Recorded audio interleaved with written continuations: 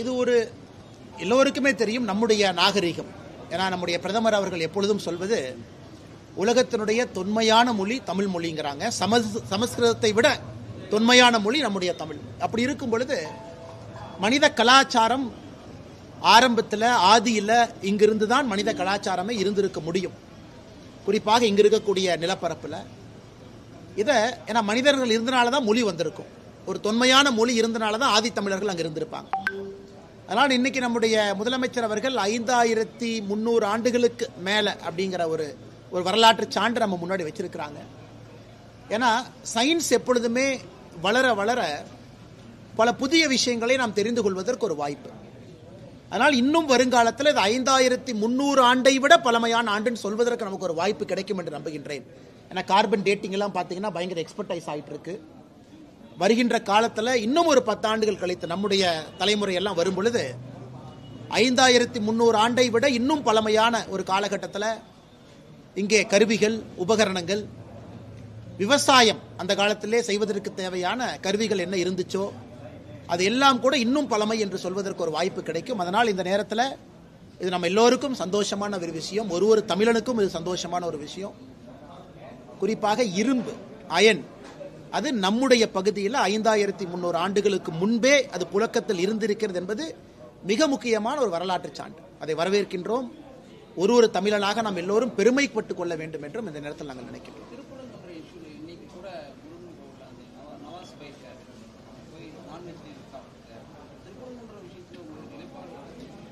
எங்களை பொறுத்தவரை மிக தெளிவாக இருக்கின்றோம். அது முருகபெருமானுடைய ஸ்தலம். அது அந்த 1931 பிரிவி கவுன்சில் அந்த தீர்ப்பு நாம டீட்டெயிலாக அதை பேசுவாங்கண்ணா. என்ன வருகின்ற காலத்தில் பேச போகிறோம். என்னுடைய வேள்வி இந்த 48 நாள் கால விரதம், முதல் கட்ட விரதம் முடியும் பொழுது அது திருப்பரங்குன்றத்தில் தான் அந்த விரதத்தை முடிப்பதாக நான் இருக்கின்றேன். பிப்ரவரி 11, 12, 13ஆம் தேதியில் வரும். ஆனால் பாரதிய ஜனதா கட்சி என்னுடைய விரதத்தை அன்றைக்கி அங்கே தான் திருப்பரங்குன்றத்தில் தான் அந்த முதல் கட்ட வேள்வியை முடிக்க போகிறோம். ஆனால் திருப்பரங்குன்றத்தை பொறுத்தவரை 6 படை வீடுகளில் மிக முக்கியமான வீடு. அது மட்டும் இல்லாமல் ஆண்டாண்டு காலமாக எந்த பிரச்சனையும் இல்லாமல் இருக்கக்கூடிய ஒரு ஸ்தலம். 1931 பிரிவி கவுன்சில் தீர்ப்பே தெளிவாக இருக்குது. தர்காவுக்கான இடமா, அது சிக்கந்தர் மலையா, அங்கே மேலே என்னெல்லாம் இருந்தாங்க அப்படின்னு. இன்னைக்கு எல்லோரும் புரிந்து கொள்ள வேண்டும். திமுக தூண்டிவிட்டு இந்திய யூனியன் முஸ்லீம் லீகினுடைய எம்பி நவாஸ் கனி திமுகவினுடைய தூண்டுதலின் பேரில் அங்கே போய் ஒரு மத பிரச்சனையை உருவாக்கி கொண்டிருக்கின்றார். ஒரு நாள் அல்ல, 2வது நாள் மாமிசத்தை எடுத்துட்டு போய் மாமிசத்தை சாப்பிட்றதுக்கு 1008 இடம் இருக்கு. அங்கதான் போய் நான் சாப்பிட்டு என்னோட உரிமையை நான் காட்டப் போகின்றேன் நினைத்தால் அது ஒரு மக்கள் பிரதிநிதியாக இருக்கக்கூடிய ஒரு எம்பி அந்த வேலையை செய்யணுமா? இது திமுகவினுடைய முழு தூண்டுதல்ல இது நடக்குது. இன்னைக்கு பாரதிய ஜனதா கட்சியினுடைய மூத்த தலைவர் அண்ணன் ஹெச் ராஜா அவர்கள் திருப்பரங்குன்றம் போயிருந்தாங்க. அங்கே நம்முடைய பத்திரிகை நண்பர்களை சந்திச்சாங்க. ஆனால் வருகின்ற காலத்தில் பாரதிய ஜனதா கட்சி ஒரு மிகப்பெரிய ஒரு எழுச்சிகரமான ஒரு பெரிய ஒரு இயக்கத்தை திருப்பரங்குன்றத்தை மையமாக வைத்து பாரதிய ஜனதா கட்சி நடத்த இருக்கிறது. நாங்கள் சொல்வது இன்னைக்கு இந்துத்துவா, ஹிந்துவிசம்னு சொல்வதற்கு முன்பே அங்கே இந்து வாழ்வியல் நெறி அடிப்படையில் மக்கள் குகை கோயிலில் முருகபெருமானை கும்பிட்டு இருந்தாங்க, தமிழ் கடவுள். அதனால 70 ஆண்டு காலத்தில் ஒரு சரித்திர பதிவை வைத்துக் கொண்டு சொன்னா 1000 ஆண்டுகளுக்கு மேல அங்கே கடவுளை கும்பிடுறவங்க என்ன சொல்லலாம்? அதனால் இதை வன்மையாக கண்டிக்கின்றேன். யாரோ ஒரு ஃப்ரிஞ்சு குரூப் போய் பண்றாங்கன்னா பண்ணிட்டு போட்டுக்கணும். அது இன்னைக்கு புதுசில் 1931 பண்ணாங்க. ஒரு ஃப்ரிஞ்ச் எலமெண்ட்ஸ் 4 பேர் போவாங்க, வேலை இல்லாதவங்க பேசுவாங்க, அது வேற விடுங்க. அதுக்கு நம்ம பதில் சொல்லி நேரத்தை தாழ்த்த விரும்பல. ஆனா ஒரு எம்பி போய் அதை செய்யறார், எம்பி போய் தூவம் போடுறார், எம்பி போய் ஒரு மத மோதலுக்கு காரணமாக ஒரு எம்பி இருக்கார். அதனால திமுக தூண்டி விட்டுத்தான் IUML அதை செய்யறாங்க என்பது வெட்ட வெளிச்சமாக இருக்கு. ஏன்னா அந்த எம்பி 2வது முறையும் போய் வெட்ட வெளிச்சமாக அதை செய்யறாங்கன்னா ஆளும் கட்சி இதற்கு பின்னால் இருக்கின்றார்கள். மக்கள் தகுந்த பாடம் போட்டுவாங்க. வேறங்கண்ணா.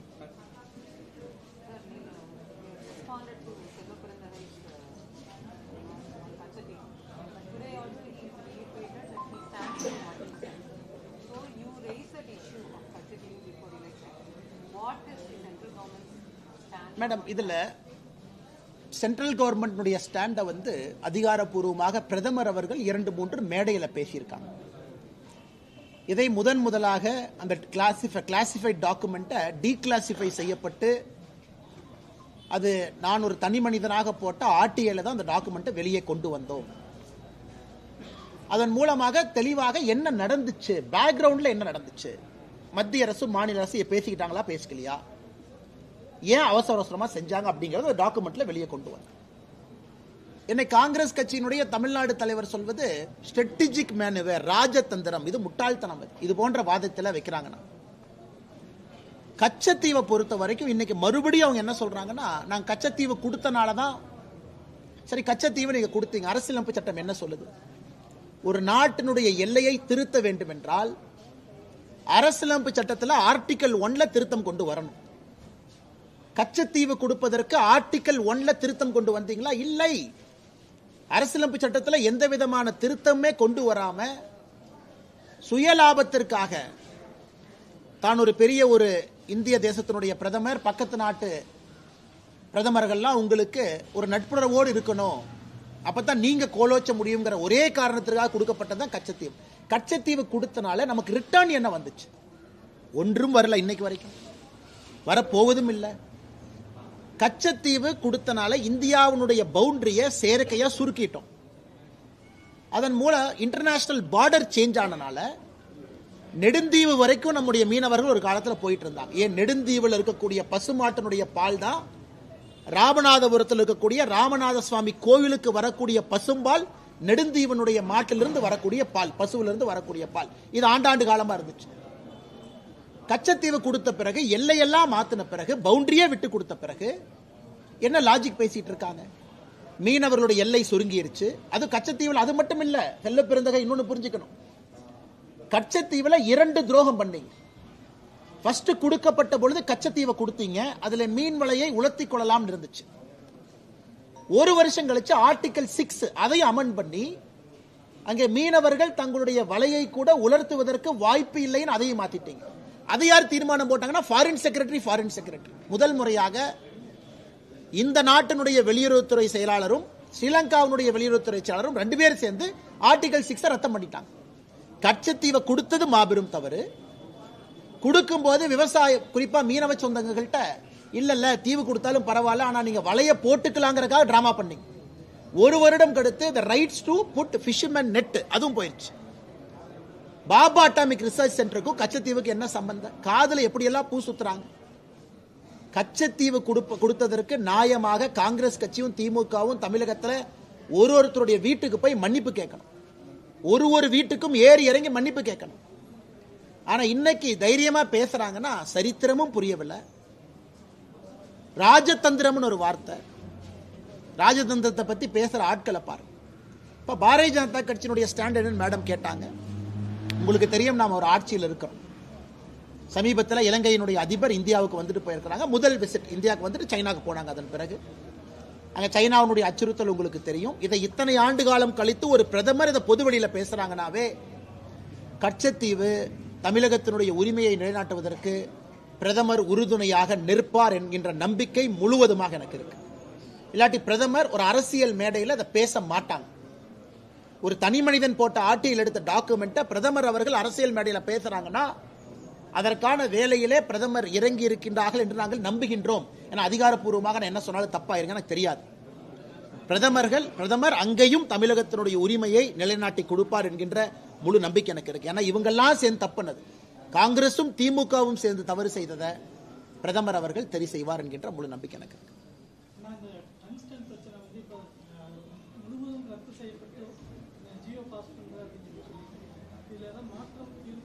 ஆனால் ஜியோ வந்துருச்சுங்கண்ணா, அதான் உங்களுக்கு காமிச்சங்கண்ணா, ஜியோ வந்துருச்சு. இன்னைக்கு சாயந்தரம் 4:34 அந்த ஜியோ போட்டிருக்காங்க. முழுவதுமாக ரத்து பண்ணி ஜியோ போட்டாங்க. அதை வந்து செய்தி குறிப்பாக இது முடிச்சோடனே நான் பத்திரிகை நண்பர்களுக்கு செய்தி குறிப்பாக அவங்க குரூப்பில் போட்டுடுறேன். அதில் என்ன சொல்லியிருக்காங்கன்னா, after detailed deliberation considering the importance of biodiversity heritage site அந்த area and the commitment of government of India under Prime Minister Shri Narendra Modi's leadership towards protecting traditional rights. முதல் முறையா ட்ரெடிஷனல் ரைட்ஸ் ஒரு வார்த்தையை பார்க்குறேன். நம்ம argument என்னன்னா, அம்பலக்காரங்க அவங்க 1750 யூசுப் கான் எதிர்த்து சண்டை போட்டது, நமக்கு இருக்கக்கூடிய ரெக்கார்ட், அங்க இருக்கக்கூடிய 250க்கு மேற்பட்ட கோவில், கள்ளழகர் கோவில், இதெல்லாம் ஆர்குமெண்டா நம்ம வச்சோம். அந்த traditional rights it has been decided to annual the action. அந்த ஆக்ஷனையே முழுவதுமா ரத்து பண்ணியாச்சு. ஆக்ஷன் தான் அந்த 4984 ஏக்கர். அதுலேயும் தெளிவாக சொல்லியிருக்கிறாங்க. நேற்று அமைச்சரை பார்க்கறக்கு அம்பலக்காரர் அந்த பகுதியினுடைய எல்லாம் வந்து பார்த்தாங்க. அதன் பிறகு அந்த முடிவுன்னு எனக்கு பிரஸ் ரிலீஸ் கொடுத்துட்டாங்கன்னா, அதனால முழுவதுமாக டங்ஸ்டன் பிரச்சனை முடிஞ்சாச்சு. இதில் எந்த பிரச்சனையும் இல்லை. பீரியட். நாள் அடுத்த பிரச்சனை பேசலாம்.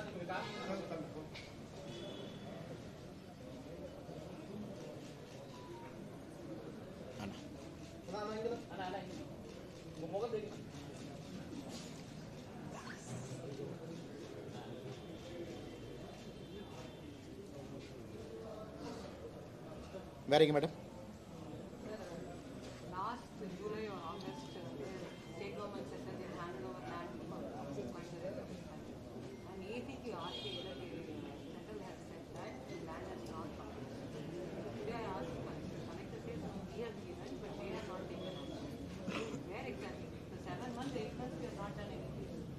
Madam, I will do one thing, madam. I will check with the Ministry of Civil Aviation officers tomorrow.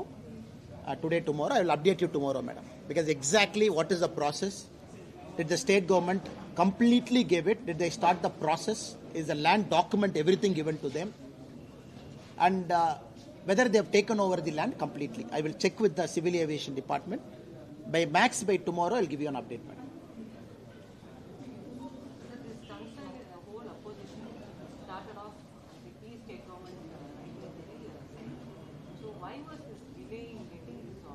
இல்ல மேடம், இல்ல madam, with respect to the tungsten one,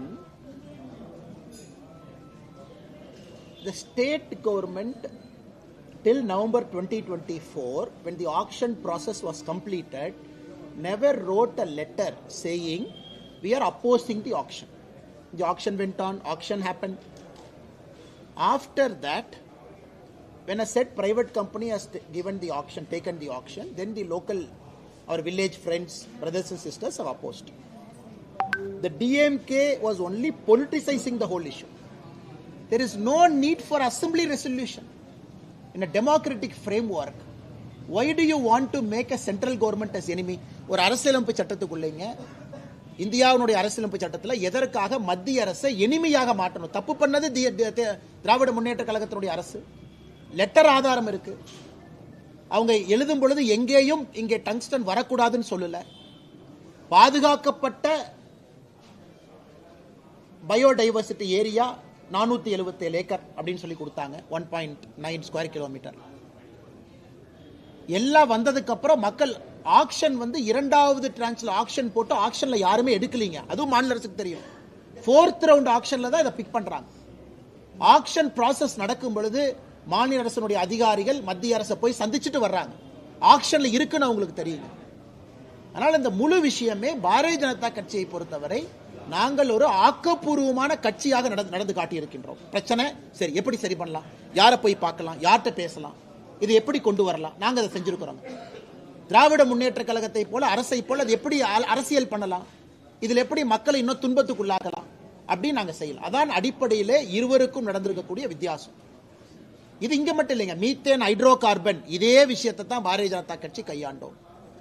ஒரு விஷயத்தையும் சில இடத்துல தவறு நடந்திருந்தால், சில இடத்துல மக்களுக்கு பாதிப்பு இருந்தால் அதை மத்திய அரசு கிட்ட உடனே எடுத்துட்டு போய் பேசி கன்சர்ன் செக்ரட்டரியை பிரீஃப் பண்ணி நேரம் வாங்கி கொடுத்து பிரதமருடைய கவனத்துக்கு கொண்டு போய் ஒரு அரசியலமைப்பு சட்டத்தில், குறிப்பா பெடரல் டெமோக்ரஸியில அம்பலக்காரர் ஐயா, ட்ரெடிஷனல் பீப்புள், கிராமத்து மக்களுடைய குரல் டெல்லியில போய் ஒரு கேபினட் அமைச்சருடைய அரங்கத்துக்குள்ள ஒலிச்சு அது பிரதமர் கேட்டு அதை செஞ்சிருக்காங்கன்னா இது ஜனநாயகத்தினுடைய வெற்றி தான் மேடம். இதுல பாரதிய ஜனதா கட்சியினுடைய வெற்றி, இவங்க வெற்றி, அவங்க வெற்றின்னு சொல்றதை விட இது ஜனநாயகத்துடைய வெற்றி. அது பிரதமர் அவர்கள் தமிழகத்தின் மீது இருக்கக்கூடிய அன்பை மறுபடியும் நமக்கு உறுதி செய்து காட்டியிருக்கின்றார். 2 மாதத்திற்குள்ள அந்த வேலையை முடிச்சு காட்டியிருக்கின்றோம்.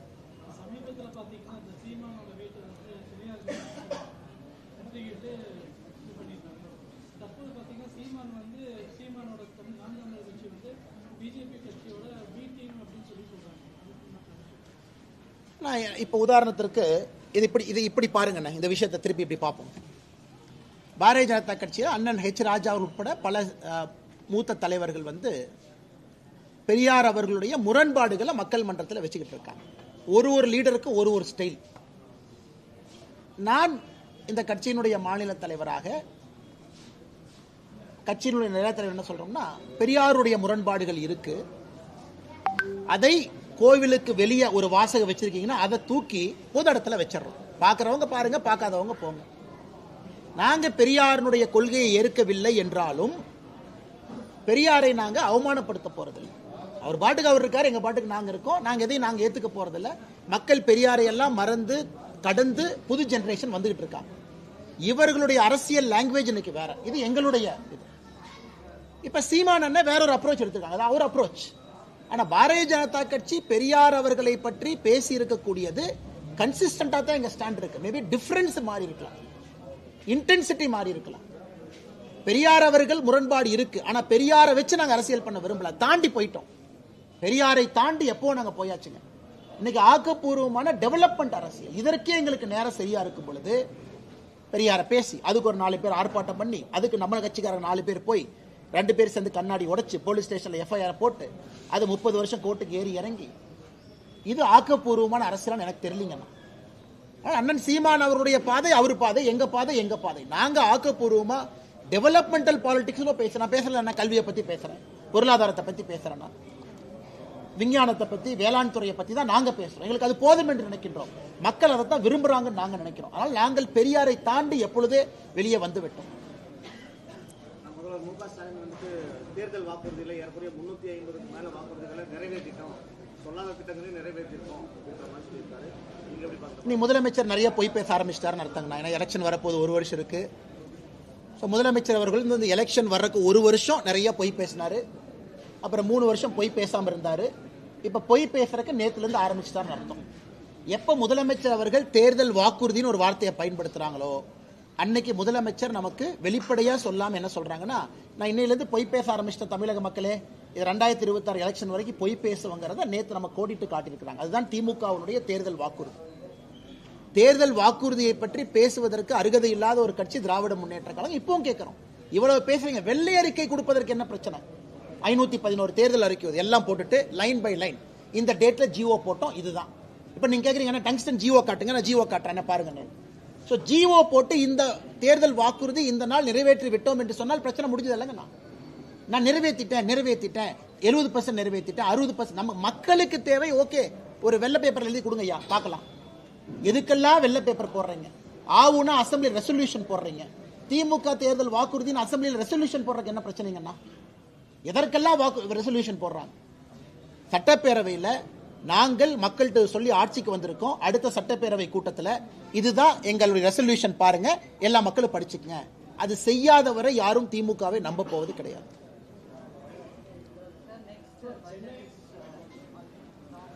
But we are very confident this time, especially the small medium enterprise, Kongu region, Coimbatore, will have a larger representation in the budget. We are very confident, including textile sector, automobile sector, and especially the SME units. Also with respect to the infrastructure, we are also expecting in a very positive way the Kongu region, especially Coimbatore, this part which is the growth engine of Tamil Nadu, which has got so many colleges, skilled people, will have a larger share in the budget that is going to be presented in February 1, 2025, because Coimbatore and all this region deserves to have that representation. So we have also from the party side taken it to the attention of our Honorable Finance Minister Nirmala Sitharaman Madam and to different departments including Railway Minister, Commerce and different departments. And even last week Piyush Goyalji has said the FTA is on the fast track mode. When everything happens together, the growth potential of this Kongu region will truly be in a different level.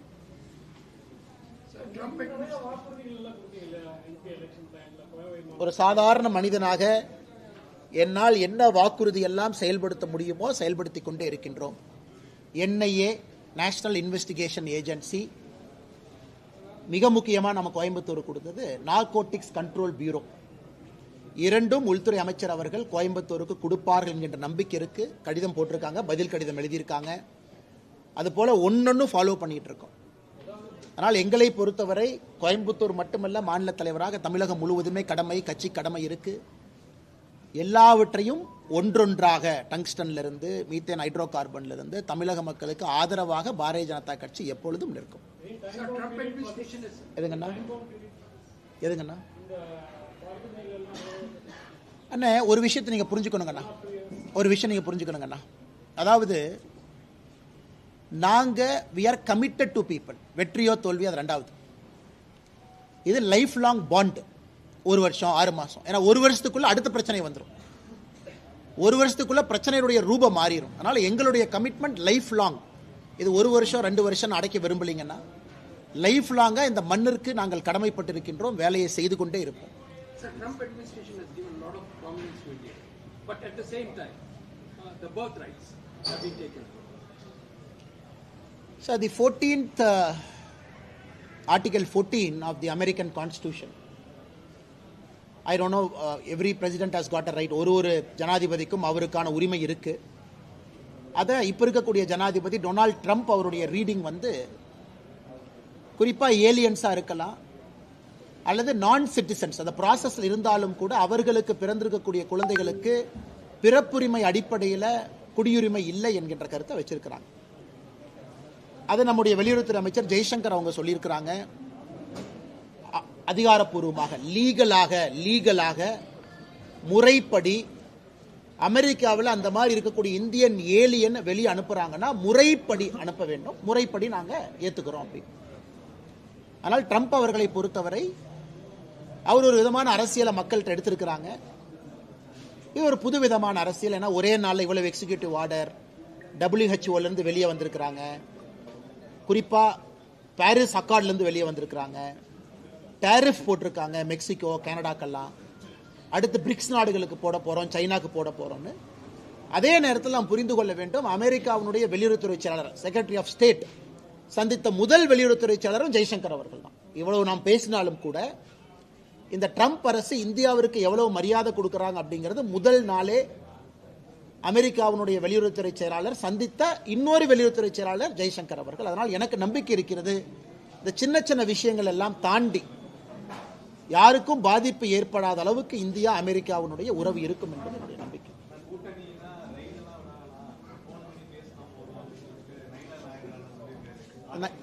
Nainar அண்ணன் அவருடைய ஸ்டைலில் அவர் பாஷையில் சொல்லியிருக்காருங்கன்னா, but அது அவர் contact அது சொல்லல. ஏன்னா பத்திரிகை நண்பர்கள் கேள்வி ஏதோ கேட்டிருந்தீங்க, யாரோ வீட்டில் இன்கம் டேக்ஸ் ரைட் நடந்திருக்கு, அதை பற்றி உங்கள் கருத்து என்னன்னு. அதுக்காக அவர் ஒரு கேஷுவலாக தான் சொன்னாங்க, அது சீரியஸாக அவர் சொல்லல.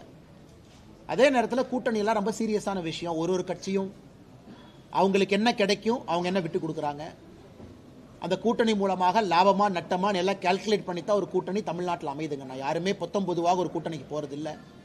அதனால் 2026 உறுதியாக தமிழகத்தில் கூட்டணி ஆட்சி தான் மலரும், அதில் மாற்று கருத்து இல்லை. எந்த ரூபத்தில் எப்படி என்பதை பொறுத்திருந்து பார்ப்போம்.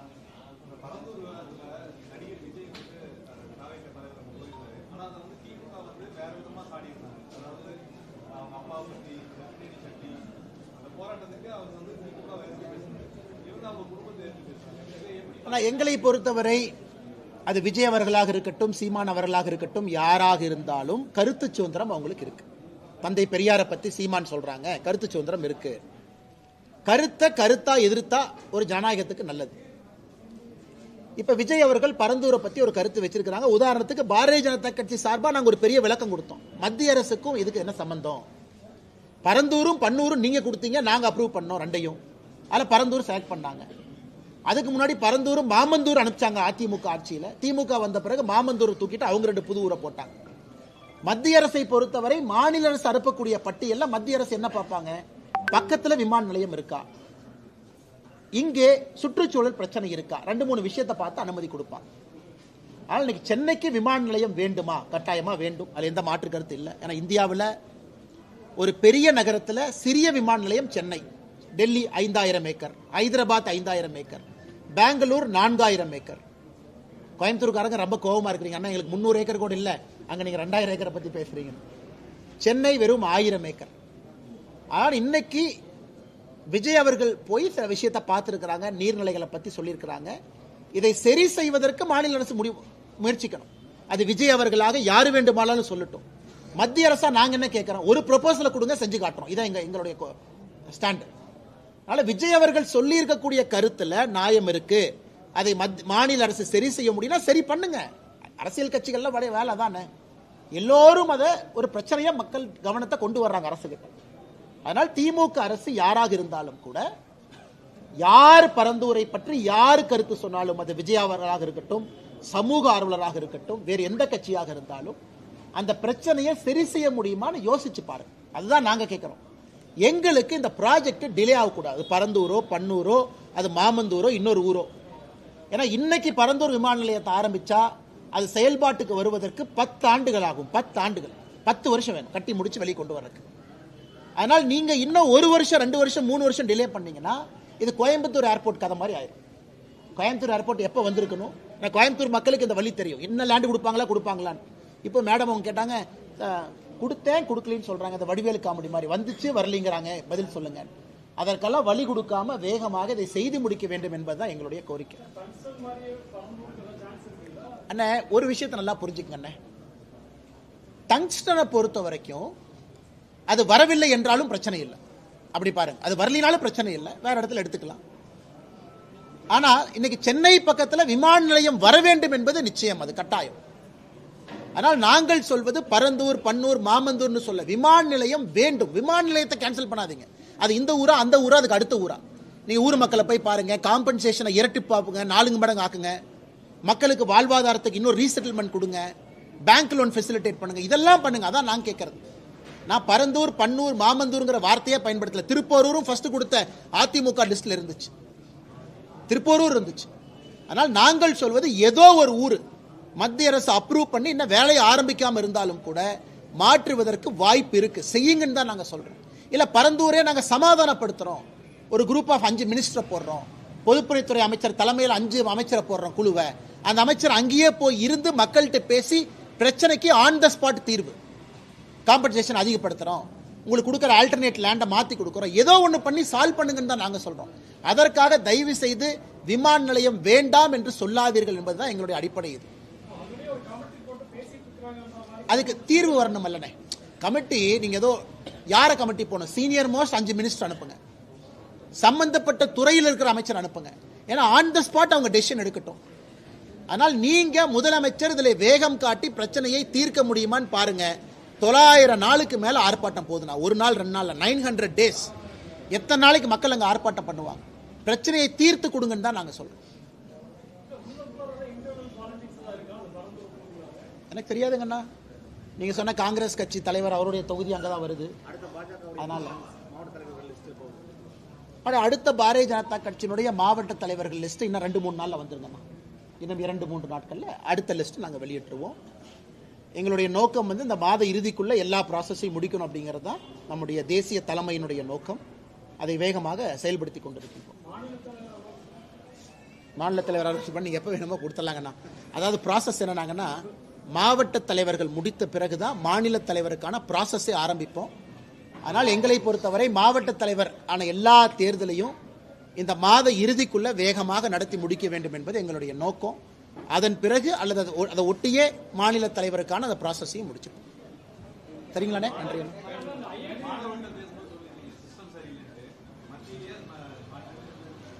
மக்கள்கிட்ட நான் மாணவர் அரசியல் மனிதனால பேசல, கலப்படத்தை கலையறக்காகத்தான் அந்த கூட்டம். அதனால 2026 தமிழகத்தினுடைய கலப்படத்தையும் களைவோம் அப்படிங்கிறதா என்னுடைய ஸ்பீச்சினுடைய நோக்கங்கன்னா, அது மாணவர்கள்ட்ட அரசியல் பேச வேண்டாம் என்பதற்காக இந்த வார்த்தையை எங்க சொல்லல.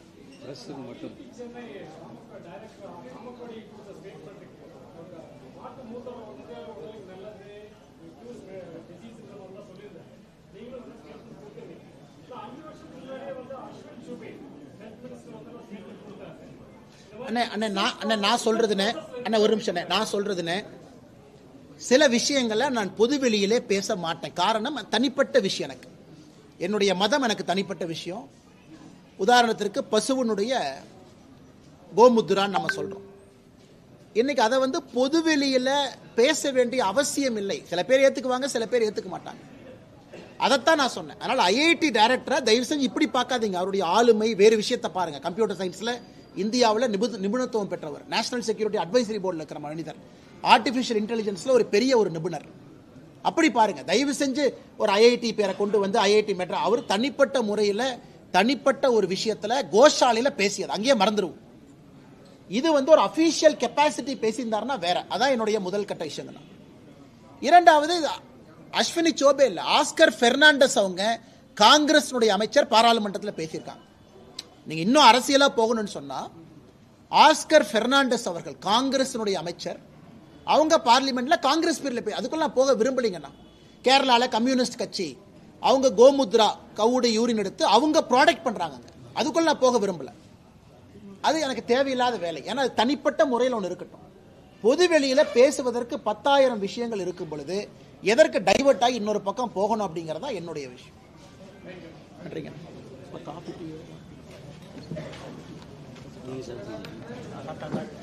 நன்றி அண்ணா.